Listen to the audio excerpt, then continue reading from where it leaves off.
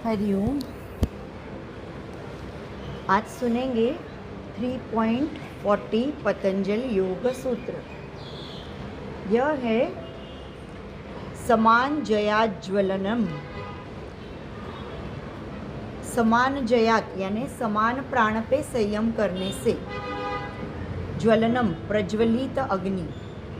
तो पंच प्राण में से समान प्राण पे संयम यानी धारणा ध्यान समाधि करने से योगी के शरीर का अग्नि प्रज्वलित हो जाता है।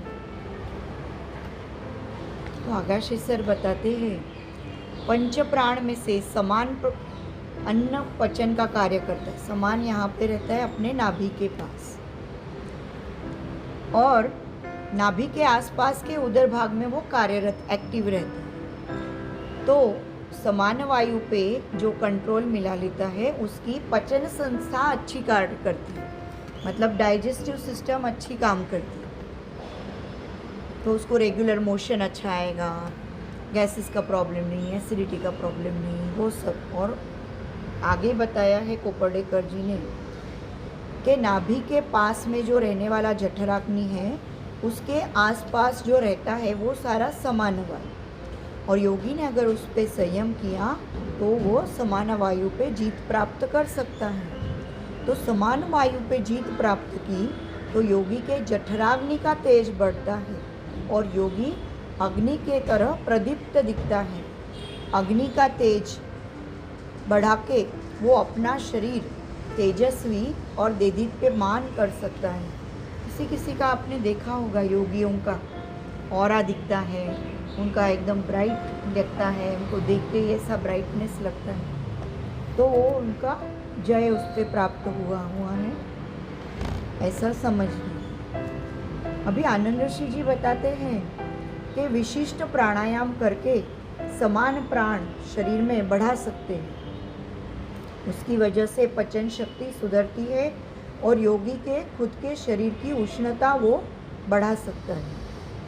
तो व्यास जी ने ज्वलनम यानी योगी के आसपास दिखने वाला अग्नि का तेज ऐसा अर्थ बताया। मतलब अभी मैंने बताया जैसे ऑरा।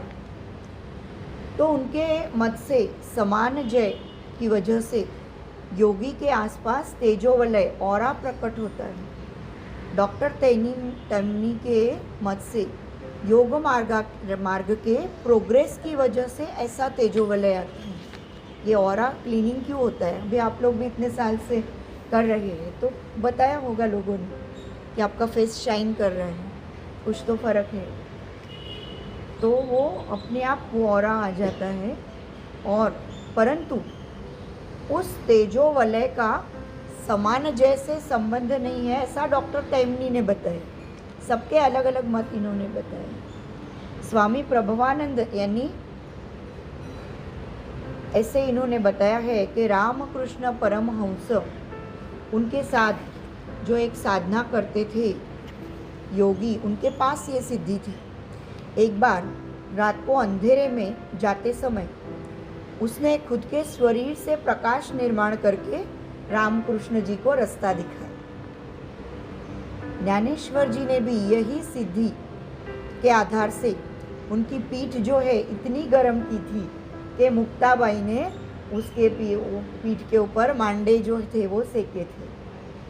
और ये ज्ञानेश्वर के चरित्र में घटना बताई हुई है। उनका एक अभंग भी है, ज्ञानेश्वराच्या पाठीवरती भाकर भाजली, ऐसा वो अभंग भी है उनका। अक्कलकोट स्वामींच्या चरित्रात यानी अक्कलकोट के जो स्वामी हैं समर्थ, उनके चरित्र में एक प्रसंग वर्णन किया हुआ है कि अक्कलकोट के जो मठ का रखवालदार था अहमद, इसने एक मजाक तरीके जो खाली चिलिम थी ना वो स्वामी जी को खींचने को दी। चिलिम यानी ऐसा सिगार वगैरह वही रहता।